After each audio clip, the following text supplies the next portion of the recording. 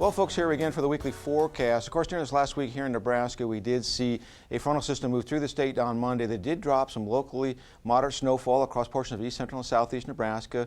Highest totals were in the area of 3 to 4 inches, about 2/10 of an inch to 1/4 of an inch of liquid equivalent. So it was a wetter snow. And then we seen a gradual warming trend that moved from western Nebraska and started pushing eastward.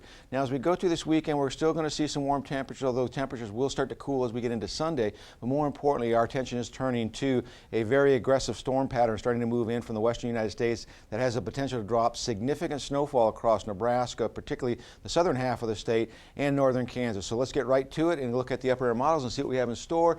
Here's the main troughing pattern that's starting to develop across the western United States. The lead wave that will be coming out this afternoon and into tomorrow will probably impact more of the panhandle. As we go through the overnight hours into tomorrow morning, we'll start to see some precipitation trying to break out in the panhandle. Very light.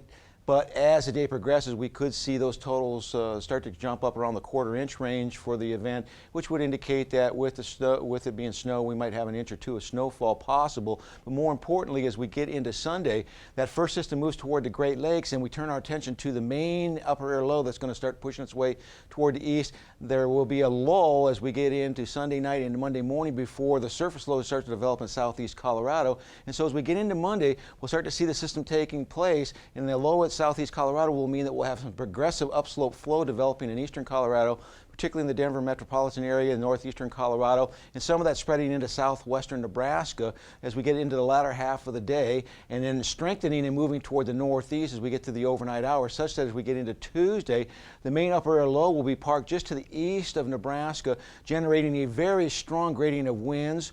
And the quantitative precipitation forecast for the storm system paints at least a ½ an inch of moisture from essentially the southwestern corner of the state up towards Sioux City. And as you progress toward the southeast, precipitation totals jump up into the 1 1/4 inch range, which would signify a 10-to-1 ratio, about a foot of snowfall. So keep an eye on the weather because this is a rapidly evolving situation. The model's been painting this picture for 2 weeks now, and it's been holding steady in the same exact track. So this is a very dangerous storm with the potential to really cause a lot of heartache across a good portion of the center part of the country. It's just a matter of, is it going to hit all right over Nebraska, or is it going to paint some of the northern portions of Kansas? Now, as we get into Wednesday, we see the main energy move well toward the Great Lakes, and we get this northerly flow, so the cool air will be coming in behind this front, so we are going to be below normal in terms of temperatures.